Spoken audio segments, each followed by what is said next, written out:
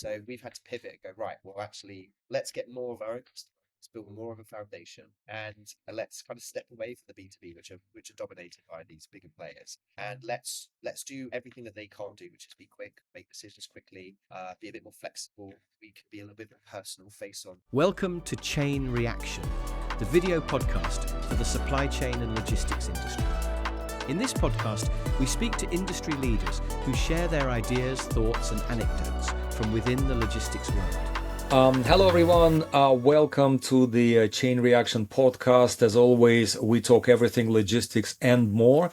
And today I have Christopher Chilton, who is the co-founder of Ram Tang, which is one of the newest brands of cello on the UK market.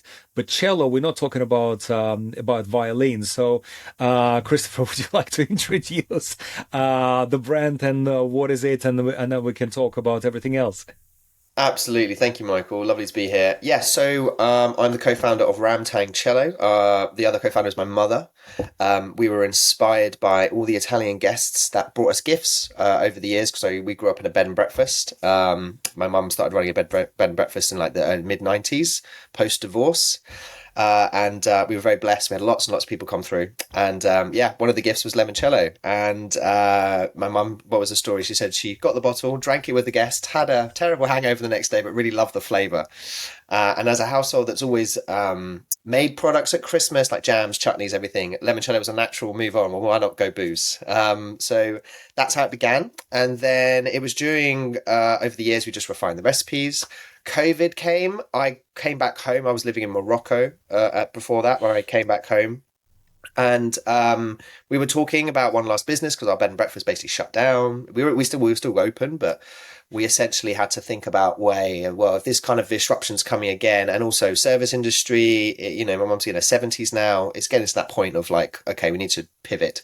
So we were talking, and then we were drinking the product we'd made, and we were like, okay, let's give it a go. And so I stepped in on the idea of like working out the recipe. Sometimes you'll find it working with chefs or creatives is that they have it all in their head, but it's not on paper.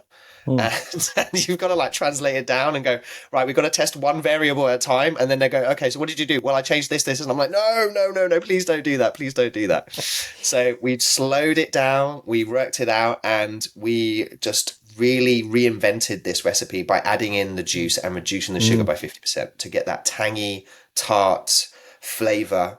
And we found that you didn't need to use specialty lemons. In fact, sometimes specialty lemons were a bit of a hamper, because they're expensive, seasonal, and they were not consistent. Whereas if we went for like a Eureka, a Verna, a standard lemon you find in the shops, far more balanced in terms of like peel to juice ratio, and also just more abundant. And so that's how it began. And we were deeply inspired by this Italian tradition, but we wanted to give it a British twist by bringing in those sour, tangy notes to give it more versatility. And also mixability, but also it just tastes better. Sorry, Italy. It just tastes better. No, fair enough. Thanks, Christopher, for introducing this amazing story, and I see a lot of passion coming through.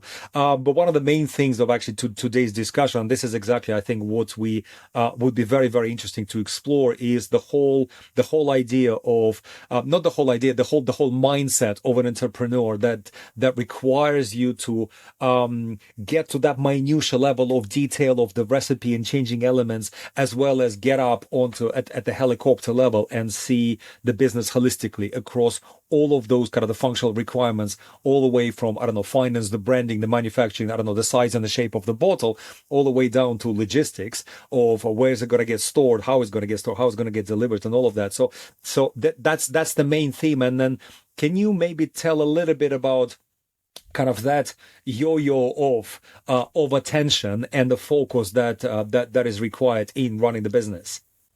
Yes, I think from our journey, how it evolved from, we basically took a kitchen product and we were like, right, we need to manufacture, because we basically got to a point of like, well, we have a statecraft, we keep it kind of small, tight-handed, and we go for the more traditional processes, but we didn't have a distillery. We didn't have a place to do it. And my mum had said, look, I've been doing this for 30 years. I don't want to do it anymore. I want to manufacture. So the first step was, right, we've got to enter into a new field. What is the manufacturing process? How do we order ingredients? Who ingredients are? So it was you have to kind of start by trusting a couple people. And that's the hard bit. It's like, how do I be discerning in who I work with? And how do I know they're telling me the truth? So the first thing was that we scattergun. We did 3 or 4 interviews first.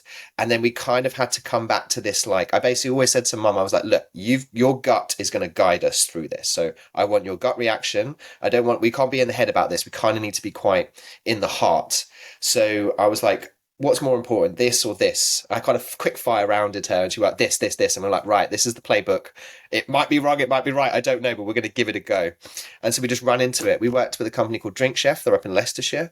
They had a fantastic guy called Adrian who'd already worked on lots of different like Trip, all of these other Wagwan, all of these, a lot of these canned drinks you see on the shelves that have done fantastically well. They were all canning them. They helped create the recipes. So we felt like we were in the right place. And the only warning I said to her, I was like, they're going to teach us everything we need to know, whether we like it or not.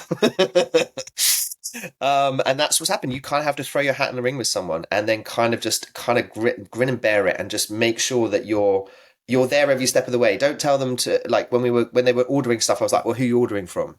You know, you got to ask questions. And that's just to make sure that you can, as quickly as possible, understand the ecosystem you're now working in.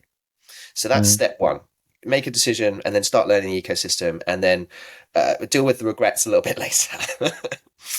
And then what happens is that unfortunately you never learn everything at the beginning. And I think the interesting thing about logistics, most importantly, is storage. That was the first big one that we came up against because it adds up.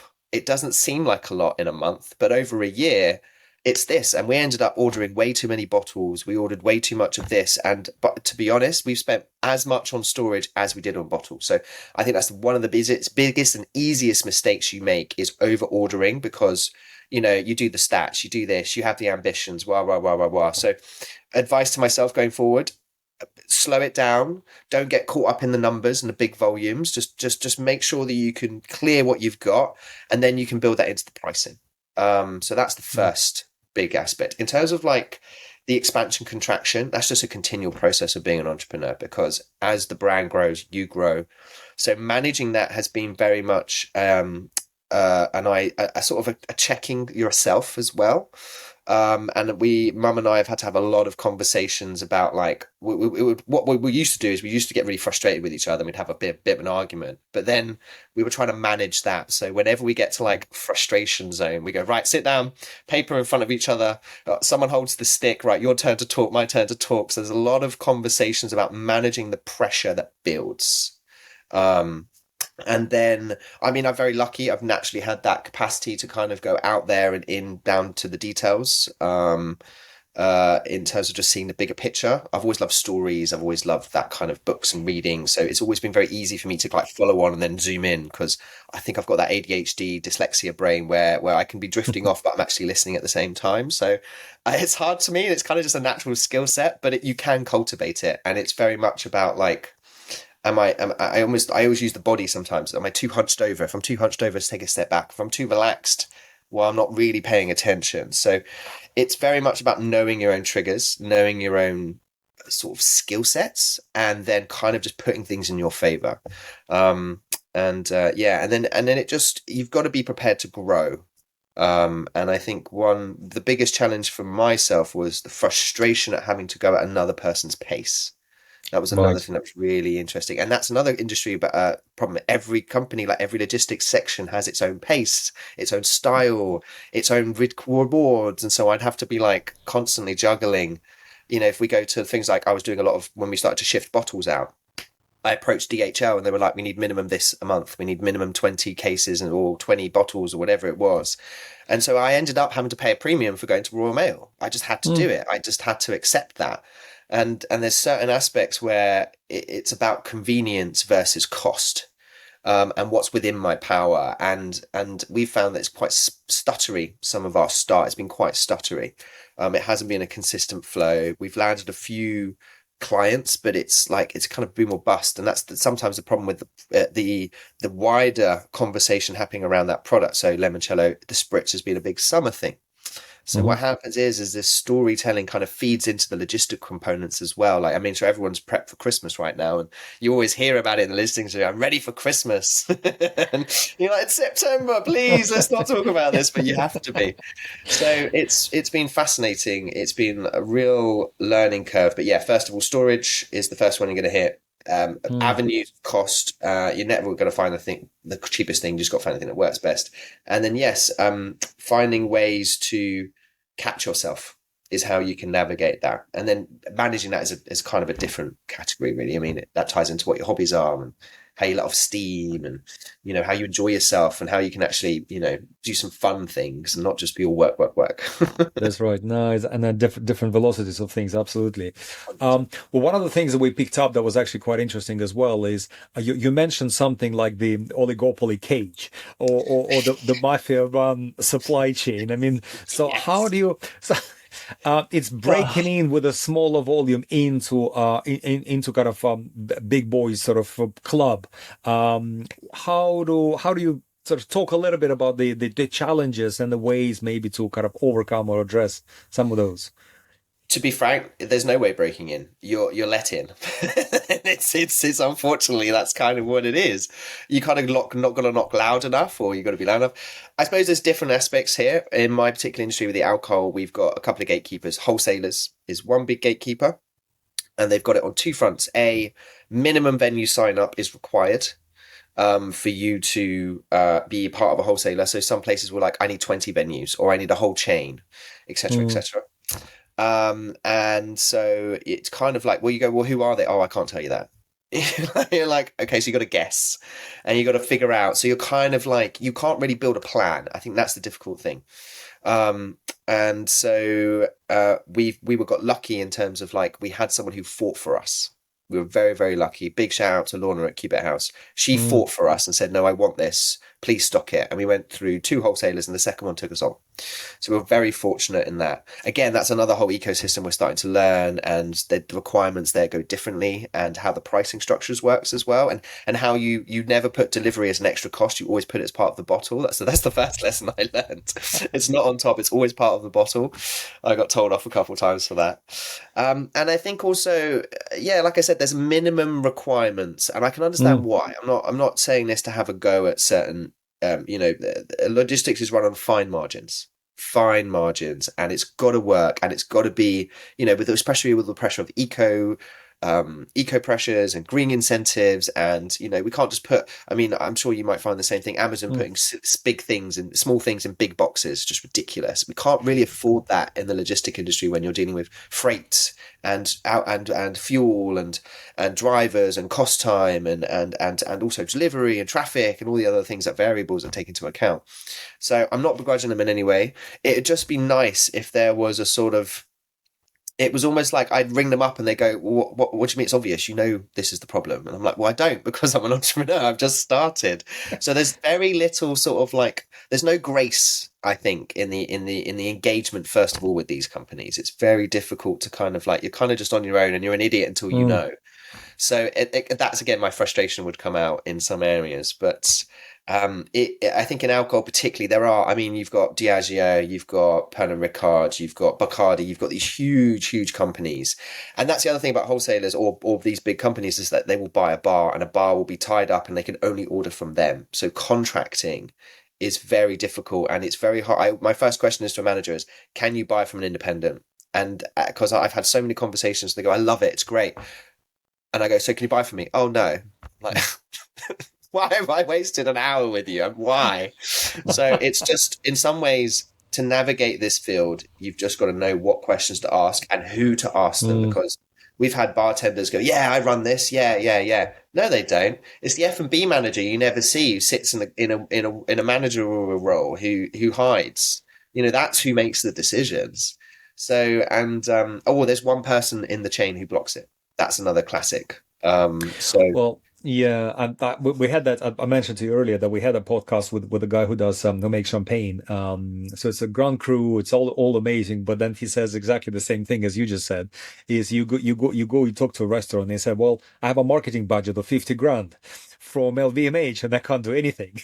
Yeah, yeah. And and like I don't want to use. I mean, you have a wonderful product, but I can't stock it. I can't sell it because I'm going to lose that marketing budget. So that's it. And unfortunately you're stuck.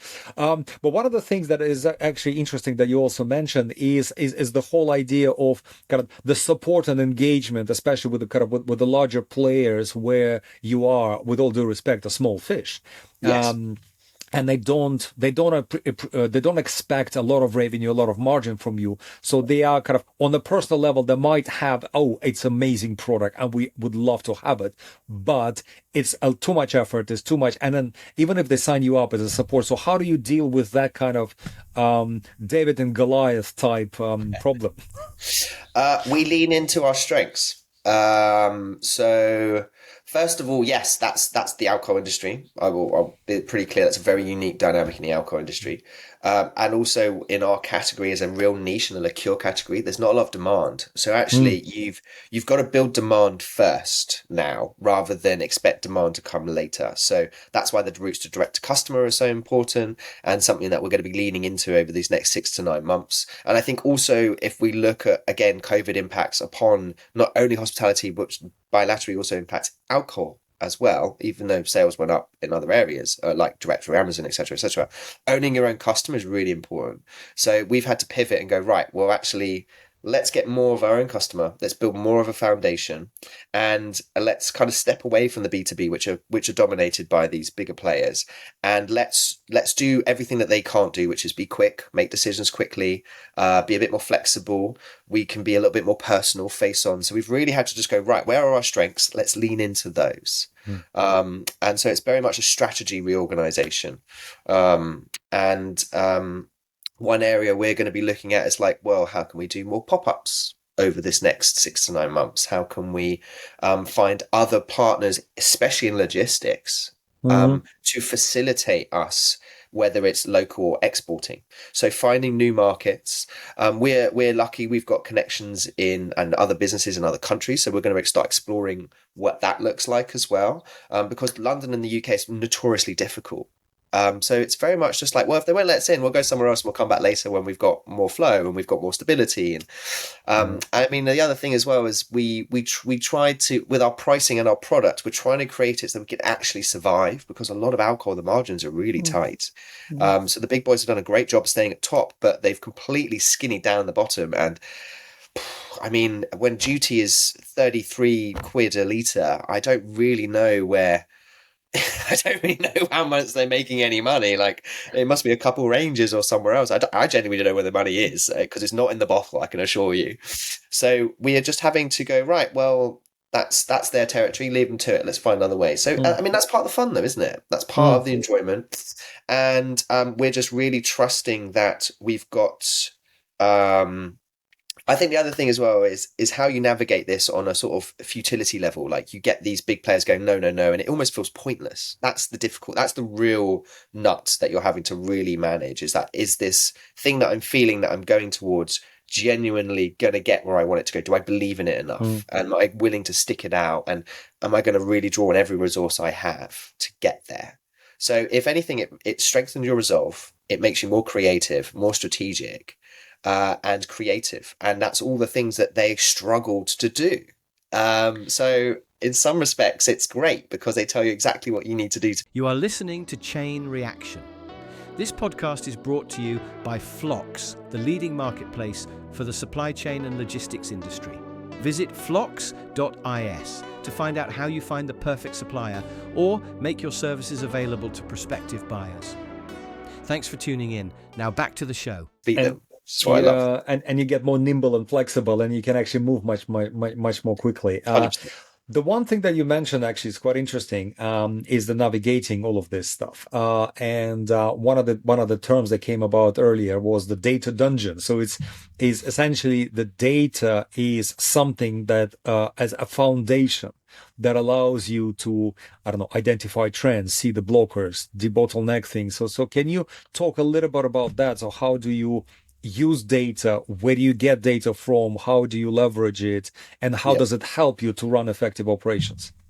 Yeah, I mean, I'll admit we have not been very good with our data dungeon. We are improving that all the way. In fact, these next 3 months, we are doubling down on the website. We are fine tuning everything we've done there. We've, in some respects, we've kind of got lucky on our data. Like we did a couple of competitions where we got several thousand email addresses. Like we got a couple of big sort of wins, if you would call it that. But mining them has been really difficult and really slow. So to be honest, the data dungeon is in fact, how do you get access to the data dungeon rather than necessarily build your own? I would say Mm, that's for a small brand. That's what you also need to think about because it's going to take time to build up a database. So the main thing is just be ready for it. That's why we're reworking the website. We're going to keep working on our Shopify. We're probably going to move into a better email system, maybe Klaviyo or something like that later on to really condense it down just when we get big masses in. And actually finding the people who know the data. That's the key thing. Because I think the market's changing very rapidly, and there's more and more marketplaces coming in where we can own our own customer and we can compete on the same level as bigger brands because we're not gatekeeped anymore. We're mm, not having to go through wholesalers. It's more online. I know there's some companies that are starting to get rid of the need to have a warehouse in every country for distribution. So things like this are really leveling it out and opening it up. And then that means that smaller brands who rely on things like storytelling and creative ways of expressing and making attention, because at the end of the day, we're in a noise economy. It's mm. about how loud you are or how bright you are, as opposed to whether you're on or off. Whereas traditionally, it was like, well, we're the one with the lights on, so that's where everyone goes. So I think what we've done is we've realigned ourselves to make sure that we're capturing the right data, we know understanding the right data, and we're just ready to receive it. So that's what I would recommend for a small brand. Just be ready to make sure you've got all your things in place that when data comes in, you know where it goes because it just becomes a dog pile otherwise. And then also talking to the right people, and listening. When they say, "Oh, maybe you should change your packaging," and you're like, "Oh God, again? Are you serious?" Like, "Oh, bloody hell! Oh, what?" You have to kind of just go, "Yeah, listen and pivot." Just say, "Thank you very much. Have you got a card? Have you got an email? Can you introduce me? Oh, that's a great. What would you recommend?" Just mine them for information rather than going, "Oh God, again," because it's a constant restart. And I think data is going to become it's going to be different for different sectors. For direct customer, you're going to want more personal information to make it more customized. So you're talking to them. And so it's less selling and more communication. And I think with B2B, you're looking at like where the biggest opportunities are. Who does the most volume? Like, how do they organize themselves? Who's going to survive? Mm. That's the other thing. Who's going to survive? Direct to customers is like, it's more just like, hey, buy another one. B2B, it's like, can you pay me? Are you actually going to pay me? Because I don't want to give you product if you can't pay me. So it's requirements and needs, and I think starting in one and going to the other, and the advice we've had recently is direct customer Mm. first, because that's over 60% of sales is that. And the irony is, I heard a stat the other day is that a dry January isn't a thing. As many people drink in January, they just drink at home. They don't. They just don't go out as much. Yeah, I So think there's COVID, yeah, exactly. taught us something. Yeah. Exactly. So there's I always love that phrase. There's um lies, damn lies, and statistics, but actually data Yeah. kind of sits underneath all of that and goes, well, this is what we can actually factually pull from there. Yeah. So I think that's the important thing about data. So it's not only have you got space to make a dungeon to fill it, but also Mm. find people with their own dungeon. Where's your key, mate? Let me in. Well, another bit what there I would add is the technology side of things. So I like to constantly I reuse that phrase that I've heard from one of my clients that says we have a lot of we have too much data but not enough information. Uh, So this is, I mean, sometimes data, and that's why I'm not very fond of a term like data lakes. It's like, well, it's murky waters, and you never know exactly what's in there, and then what kind of fish you're gonna get out is, and then it's the approach. So you did absolutely mention that people are absolutely key, yeah. but I would add the technology and the toolkit with which those people can actually use the data, process it the right way, so you get the information that you actually need Yes, at the exactly. time that you need it, Exactly. Exactly. which And then is use it correctly. and then use it correctly, exactly, which kind of brings us to the most kind of the latest trend, and it is debatable whether it's more of a trend or actually this is the universal direction of travel, is the whole concept of AI and the use of neural networks or large language models that allows us to be both effective and productive. So we can talk a little bit about both. We can talk about the kind of the language side of things, and we can talk about the analytical side of things. Let's start with the analytical side of things. So how do you use, because how do you get that data out of the dungeon and bringing it to light and help you and your colleagues to actually make right decisions, make right calls about the inventory levels, as you mentioned earlier, or identify, I don't know, wastes, or in terms of costs, or some raw materials that you've purchased? So I think I think in particular in the drinks industry, or at least as I found, really having a very well organized QuickBooks and accounts, knowing what your profit and loss is, that's the fundamentals. Because if you don't get your money right, it's just not going to work, and you can't rely on huge investments or running at a loss all the time to really justify a valuation. I know it is common in the alcohol industry. If we look at recent Dragon's Den and all these other things, everyone's in debt, or at least all the drink centers are. But I've always tried to build a business where I'm like, well, I don't really want to rely on that movement energy to get us where we need to go. And so that's that sort of like, yeah, get your profit and loss and categorizing it, charter of accounts. So just getting organized, knowing what you're looking for. And then from that, we can then build graphs for things like, right, when do we need to order? When's the perfect amount of because we've got a lot of sell by dates for certain ingredients. So it's then picking out all the foundations to then create a chart. And then one thing I want to know is when's a good time to order to make it efficient, to get the best use out of ingredients if I do X amount of flushes. So it's efficiency. That's the main focus I have, is efficiency. And if we can get that right, well, then a lot of everything else starts to fall into place. I don't over rely on data when it comes to big decisions. I actually prefer the gut. I prefer instinct. I prefer relying on a sort of like, it doesn't quite make sense, but it feels right. And that's a heavy part of a lot of our decision making, because it got us here. It got us here, and I think we're too quick to go, oh well, we don't have to do that anymore. I said, no. You have to blend the two together. Otherwise, you're kind of either just because what I think the problem with data is that it's inherently biased, because you're only looking for what you're looking, and you can only take from it what you're taking from it. You're not actually, it's not movable. It's quite fixed. So that's why I said that quote earlier. You can kind of make it up to whatever you want. I mean, the government does it all the time. Oh, well, this amount and this. It's just balancing the books. It's not the same thing.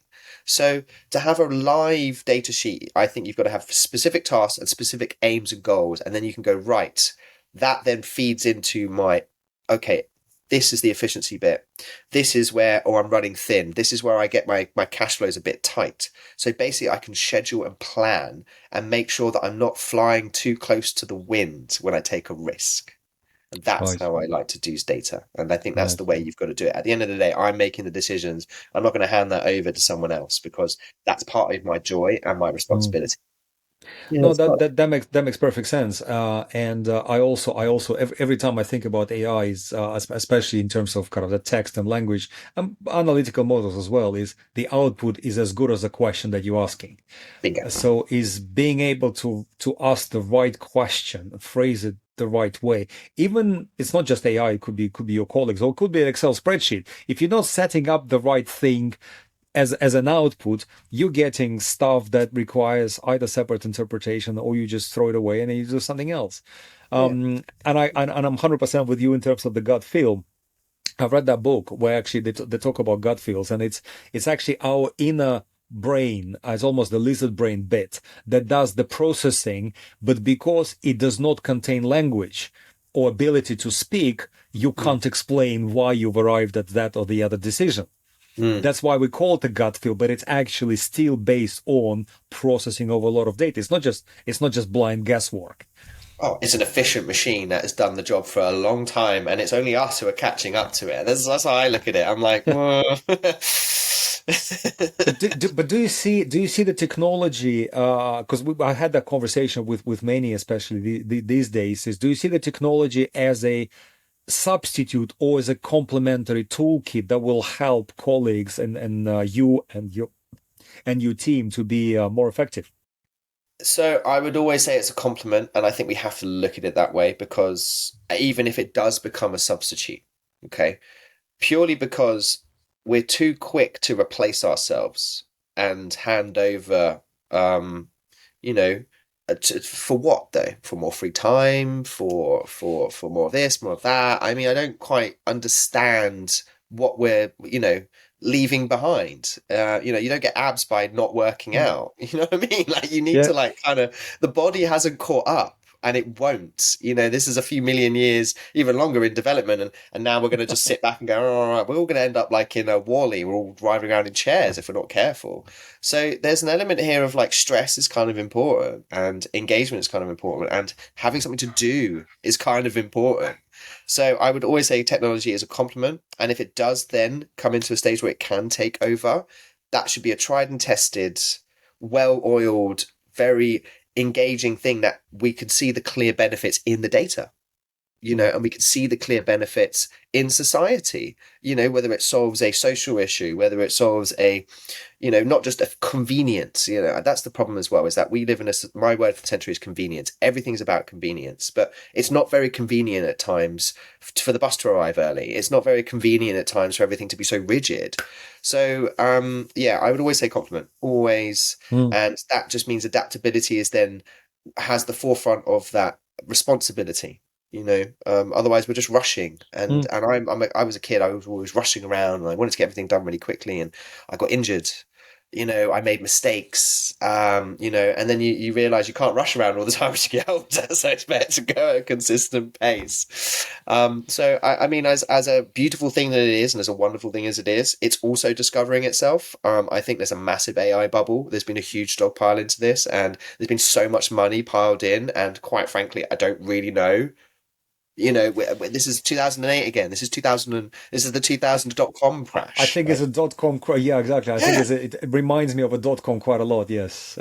I mean, some of the stories I've heard, and it's just like investors getting screwed left, right, and center. So, I Yeah. mean, I'm just sort of sitting back and going, I really like ChatGPT because it's a great assistant. And when I don't feel like writing 20 emails after a trade show, it comes real handy. No, I know what you mean. I know what you mean. Yeah. One of the things, and I think that definitely want to talk to you about, is something that I've never spoken with anybody else on the podcast yet. Is well, the whole challenge of an entrepreneur is, as we talked about, you have good days, you have bad days. Sometimes you have a bad day and a good day in the same day. And the there's it takes certain kind of mental resilience, and it takes certain kind of the mental aptitude, and there's a lot of energy in a particular kind of way about this.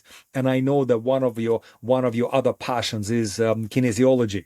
Mm. So which is actually something that my understanding is actually helps you. So can you talk a little bit about that, what it is, introduce it to our listeners, and actually also mention how that helps you kind of regulate. Yes. So kinesiology is essentially how's the best way to put it? I'll use an analogy. Think of it like we think of our body like humans as like hardware and software, like a computer. And computers are a reflection of what we can't do, and they do it better for us, and that's why we create them. And that's what all tools are, to help substitute things that we need them to do. So kinesiology works on the software of the body. So it taps into the traditional Chinese medicine understanding of pathways through the body. It utilizes meditation techniques, and it basically goes, right, we can ask the body yes and no questions to see what it needs to heal, whether it's anxiety, depression, pain, grief, and some of you just don't quite know. It can also work on things like asthma and very common allergies as well. And essentially it's saying, well, the body has already regulates itself and looks after itself. So why don't we ask it rather than telling it what it needs? And so it taps into the same fields as like Reiki, taps into the same sort of ideas that breath work and all of these other health and wellness spaces are really doing it, and lymph drainage and reflexology as well, and just utilizing the body's natural capacity and ability to heal. And for me, it's a great complement to our other medical systems. And how it's helped me, it's kept me very grounded. I jump between being a drug dealer and a healer, as I sometimes say. And as I said to you earlier, like in nature, the poisonous plant and the plant that cures it normally grow right next to each other. So maybe I've just used that story to justify it in my mind, but I can jump between two extremes quite easily. And I've always done that. You know, I've always grown up in a business. So my house has always been two things. It's been a home and a business. So I've had to switch on and off very quickly. I get out of bed, it's a bit late, and I see 4 Germans in the hallway. I'm like, oh, hello, nice to see you. And then half an hour later, I'm like, I'm tired. I'm going to go back, have a nap again for half an hour. And so I've always been able to do that. So it was, your circumstances and your nurturing really create the fertile soil for this kind of adaptation. And the 2 ways it's really helped me on a personal level is it's let me know that there's other ways to manage ourselves that doesn't involve necessarily consumption, aka going to the pub, or I used to be a smoker for a very long time, or just lots of food, or, you know, whatever it is that your vice is. We've all got them. And so I then go and I basically I'm attuned to my body. I know when it's off. I know when it's not happy. Basically it's deep listening is really what it's helped me have, deep listening. And then I've just picked up my triggers and my awareness over time. And then I've got tools to manage that. So when I get stressed, I can hold certain points. I'll do some tapping. I can go out in nature. You know, I kind of know I've got a toolkit, and that's what has been really useful, because it's, and I go see kinesiologists. I go see other people. I go to men's retreats. Like, it really gives me another side to my management that fits in with my bigger vision and bigger picture that I'm working towards, which is great. So what would be your advice to supply chain logistics professionals and the people that are in that sector? Because very often the supply chain is extremely stressful. There's always firefight. There's something goes wrong. There's people are banging, I don't know, headsets on the desk because somebody has said something or something hasn't worked out. So in a few words, what would you say to a completely stressed out person? How to chill? if there is such a silver bullet. If there's such a thing, a change of environment and going for a walk is a great move. Like jumping out of the room that you're in. So walking out, if you're in the office and it's been really stressful, go find some nature, go sit on a tree, take all phone technology away, and have a scream. Just scream, get the anger out. The energy's not going anywhere. Like just have a scream. Like, you will feel better. If you need to cry, cry. Cry, it's good for you. I suppose what we do is we build up this tension and we don't let it go. So you've got to find a way to let that out, whether it's kickboxing in the evening, whether it's a sport. But I wouldn't drink it away. I wouldn't eat it away. I would express it, get it out. Movement. I mean, you're sitting down a lot. Get up every an hour, get up, movement, do some stretching. There's a great company called Human Garage where they do specific stretching techniques and they breathe. Listen to some meditative music, do some breathing exercises. That's a great way. Box breathing, when 6 breaths in, 6 breaths out for a minute. You will regulate the body, but there's no substitute for your own capacity to regulate yourself. That's the main thing. So just get used to that, get over it, and get on with it. Yeah. No, that's amazing advice. And I think the first and foremost there is the self-awareness that you talked about, is actually being able to recognize that you've stressed out and then deciding to act upon it. So on that amazing note, that's wonderful to have you, Christopher, on a call, and there's definitely on a podcast. We had amazing discussion, definitely a lots of highly relevant and interesting topics. So thank you very much. And thanks very much to everybody for listening in. Thank you. Thanks for tuning in to Chain Reaction. We hope you enjoyed the show. Please don't forget to subscribe. If you have a story or opinions to share from your sector, we'd love to hear from you. Simply reach out to Chain Reaction or visit flox.is for more information. See you next time.